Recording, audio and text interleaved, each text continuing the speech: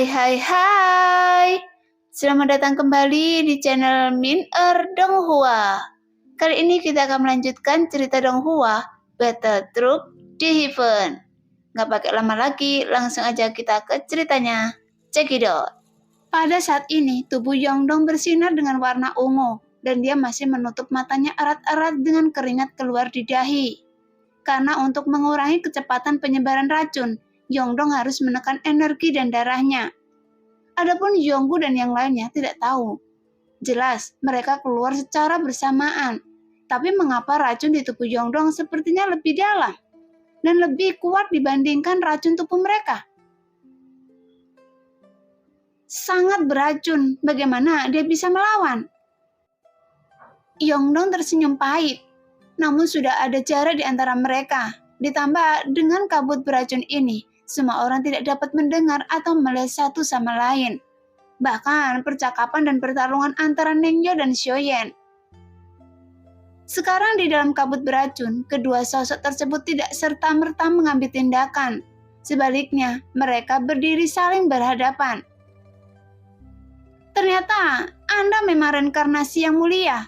Dalam waktu singkat, Anda dapat tumbuh ke tingkat seperti itu. Tapi, bukankah saya pernah hampir memusnahkan Anda di aliansi Dewa Pertarungan? Jadi, mengapa Anda repot-repot sekarang? Nengyo berkata sambil tersenyum pahit. Lalu, kenapa Anda tidak membunuh saya? Xiaoyan bertanya. Mendengar itu, Nengyo berhenti. Faktanya, mereka tidak pernah berhenti mencari Xiaoyan, meskipun memang ada peluang untuk membunuh Xiaoyan. Namun kenyataannya, Xiaoyan pada akhirnya tidak dapat dibunuh apapun yang terjadi. Sebaliknya, dia diburu lagi, dan sekarang kekuatan Xiaoyan meningkat pesat lagi. Ya, itu dia. Yang mulia memang yang mulia. Mengambil satu langkah untuk 100 langkah di masa depan. Membiarkan kekuatan para raja roh jatuh ke ranah keabadian kaisar. Dan saya tidak bisa menghapus reinkarnasi Anda. Sehingga meskipun ada beberapa peluang, tapi selalu ada orang-orang kuat yang datang untuk menyelamatkan Anda dan menyelesaikan krisis ini. Meskipun saya juga mendapat bantuan, tapi itu memberi Anda keberuntungan dalam pikiran Anda. Mereka selalu menunggu untuk mengejar Anda dan mengawasi pertumbuhan Anda di dunia sensi. Tapi sebenarnya Anda sudah ada di sini yang menunjukkan kami tidak bisa menghentikan pertumbuhan Anda, belum lagi melenyapkan Anda. Saat ini, Nengyo sepertinya enggan untuk mengatakannya, karena hal yang paling menyakitkan pastinya adalah tidak terbunuh, dan yang paling membuat orang merasa tidak nyaman adalah keputusasaan. Sebenarnya, saya tahu dengan jelas bahwa saya telah menjadi poin tuan saya, tapi saya tidak pernah bisa keluar dari permainan catur ini, kata Nengyo sambil tersenyum pahit. Bagaimana kalau saya tahu? Bidak catur akan selalu menjadi bidak catur. Sekarang Anda bisa menjadi orang yang ditinggalkan. Sambil berbicara, niat membunuh Xiaoyan meningkat saat ini. Kemudian fluktuasi aura di tubuh berangsur-angsur menghilang. Namun di antara alis Xiaoyan, tanda bintang 9 berkedip-kedip. Orang yang ditinggalkan? Sayang sekali, sebelum Anda bereinkarnasi, Anda menghitung segala sesuatu di dunia. Tapi bisakah Anda tetap sombong setelah reinkarnasi? Meskipun saya tahu akhir ceritanya, tapi saya akan membuat Anda membayar harganya, meskipun saya harus mati. Mata Nengyo bersinar dengan cahaya biru redup saat ini. Samar-samar Xiaoyan bisa melihat wajah ganasnya di kabut beracun. Tampaknya pada saat ini, meskipun dia telah merobos keabadian para dewa, tapi dia tidak pernah menyangka dia akan menjadi lawan Xiaoyan saat ini. Sebaliknya, Nengyo mempunyai semua metalitas yang kuat atau tidak sama sekali. Tapi Nengyo benar-benar tidak menyangka ternyata orang yang membunuh Tianxun adalah Xiaoyan. Awalnya dia mengira orang yang memburunya adalah orang kuat di keabadian para dewa yang diutus oleh Ratu Kuil kuno, sehingga dia masih merasa memiliki secercah harapan. Tapi setelah dia tahu yang sedang dia hadapi adalah Xiaoyan, meskipun Xiaoyan berada di keabadian kaisar, tapi Nengyo sama sekali tidak percaya diri untuk melawannya. Bagaimanapun, Xiaoyan adalah reinkarnasi yang mulia, karena setiap ada pertarungan pasti akan selalu ada banyak perubahan yang terjadi. Belum lagi saat ini, kekuatannya sendiri belum mencapai puncaknya. Tapi pada saat ini, Nengyo juga mengetahui semuanya dengan sangat baik. Meskipun hasil akhirnya juga sangat jelas bahwa dia tidak bisa membunuh Xiaoyan, tapi setidaknya dia harus mencoba yang terbaik untuk melepaskan lapisan kulit Xiaoyan dari tubuhnya. Meskipun hal ini, Nengyo memiliki metalitas kematian tertentu. Bagaimanapun saat ini, kulit Xiaoyan sudah terkontaminasi dengan warna biru dan ungu yang menunjukkan racun di sini menyebar dengan cepat ke dalam tubuhnya. Untungnya, Xiaoyan sudah memiliki pil penawar racun tingkat dewa bermutu tinggi di mulutnya. Karena sebelum dia menggunakan kekuatan dewa aslinya, Xiaoyan juga harus menggunakan kekuatan pil penawar racun untuk melawan racun saat ini. Sehingga wajah Xiaoyan tampak serius. Tapi sementara Nengyo takut padanya. Namun Xiaoyan juga tidak takut pada Nengyo. Bagaimanapun, kedua belah pihak memiliki pemikiran mereka masing-masing, sehingga mereka semua sangat takut satu sama lain. Karena apa yang tidak diharapkan Xiaoyan adalah Nengyo benar-benar berhasil menembus keabadian para dewa di sini. Jadi mau tidak mau membuat Xiaoyan merasa curiga, karena Nengyo mengandalkan sesuatu di sini untuk menerobos keabadian para dewa dengan racun di sini. Jelas, Xiaoyan tidak berpikir bahwa racun ini cukup untuk mencegah Nengyo menerobos keabadian para dewa. Bahkan di dunia sensi, jelas mustahil untuk menerobos hanya mengandalkan suatu jenis racun. Jadi pasti ada alasan lain.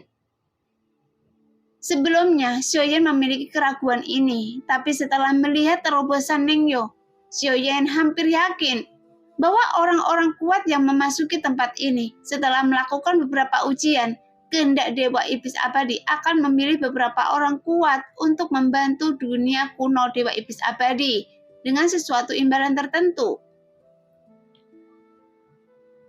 Tapi berapa harga yang harus dibayar Nengyo? Sehingga kehendak Dewa Iblis Abadi sebenarnya bersedia membantunya menjadikan keabadian para dewa. Xiaoyan bergumam di dalam hatinya. Meskipun dia juga mengetahui permintaan kehendak Dewa Iblis Abadi, tapi itu hanya janji lesan.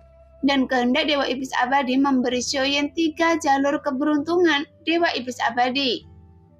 Tapi jika dibandingkan dengan membiarkan Nengyo menerobos keabadian para dewa, nilai keberuntungan ketiga Dewa Iblis Abadi ini sebenarnya tidak rendah. Awalnya Xiaoyan ingin meninggalkan bagian terakhir dari keberuntungan Dewa Iblis Abadi. Namun sekarang, sepertinya penggunaan keberuntungan yang terakhir tidak bisa dihindari. Tapi itu juga jika dia berada dalam situasinya sangat menyedihkan. Jika tidak, Xiaoyan masih akan menggunakan kekuatannya sendiri untuk melawan Nengyo. Namun jika itu adalah makhluk abadi dari dewa lain, Xiaoyan mungkin tidak memiliki kesempatan. Tapi aura yang dipancarkan Nengyo saat ini juga belum stabil, yang menunjukkan Nengyo baru saja menerobos keabadian para dewa, sehingga dia tidak dapat beradaptasi sepenuhnya dalam waktu singkat. Jadi sekarang, Xiaoyan masih memiliki kesempatan. Setelah memikirkan ini, Xiaoyan menggigit pil penawar racun di mulutnya, kemudian dalam sekejap kekuatan ramuan yang menyegarkan langsung menyatu ke dalam tubuh. Karena saat ini racun dalam tubuhnya sudah menyebar tanpa dia sadari. Jadi Xiaoyan tidak bisa lagi berbicara omong kosong dengan Nengyo di sini. Segera di bawah telapak kaki Xiaoyan tiba-tiba sebuah kilat seperti sutra muncul. Kemudian Xiaoyan langsung bergegas keluar dan menghilang.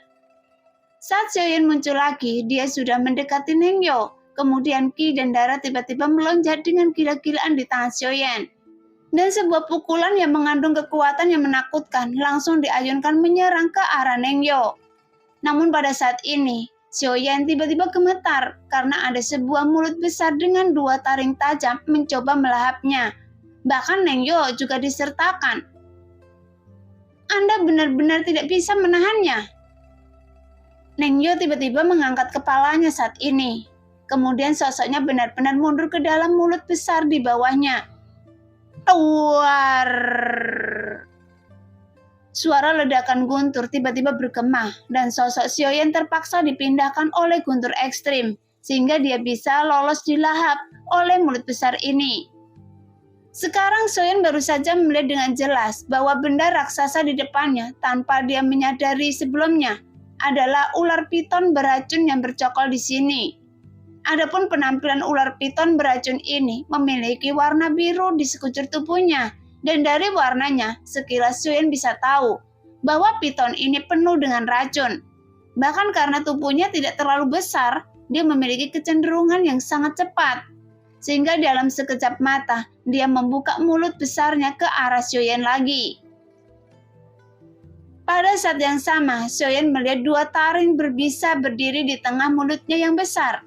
Kemudian racun hijau menyembur keluar dari taringnya. Namun karena racun ini sangat korosif, sehingga saat racun ini mencapai udara, itu benar-benar meledak dengan keras. Kemudian racun tersebut berubah menjadi tetesan air hujan yang tak terhitung jumlahnya, sehingga menutupi setiap inci area sekitarnya. Melihat pemandangan itu, ekspresi Xiaoyan berubah, meskipun dia juga telah mengkonsumsi pil penawar racun. Namun, Xiaoyan juga harus berusaha sebaik mungkin untuk menghindari paparan langsung terhadap zat yang sangat beracun ini. Jika tidak, pil penawar racun pun tidak akan mampu menandinginya. Keluar! Jelas, selain pil penawar racun, hati api yang dimiliki oleh Xiaoyan juga memiliki kemampuan melawan racun. Khusus racun yang berbasis cairan. Intinya, semua yang berjenis air. Selama tidak ada kekuatan aturan, bagaimana cairan biasa bisa bersaing dengan hati api Xiaoyan?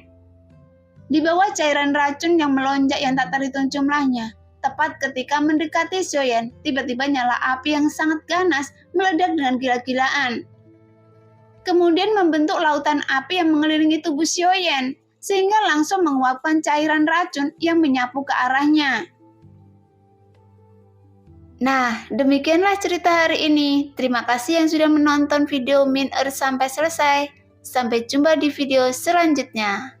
Bye-bye.